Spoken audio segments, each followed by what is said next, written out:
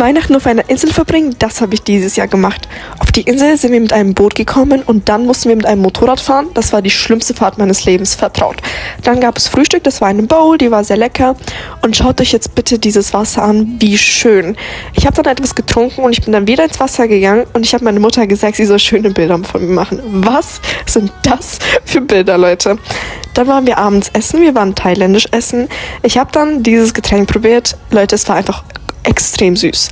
Abends haben wir dann noch so Snacks gegessen und ich habe einfach aus Versehen meine Haare mitgegessen. Ich habe das so gar nicht gecheckt, schaut mal an. Und ja, jetzt sind meine Schwester und ich im Zimmer. Meine Schwester wollte eigentlich schlafen, ich habe sie jetzt aber trotzdem geweckt.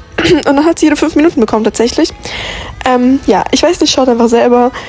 Ich wünsche euch allen ein wunderschönes Weihnachten. Ich hoffe, ihr feiert alle zusammen. Ich hoffe, ihr habt Spaß. Und ihr müsst es unbedingt auch versuchen, Weihnachten auf einer Insel zu verbringen, am Strand. Das ist so schön. Ich rate es wirklich nur allen. Und ja.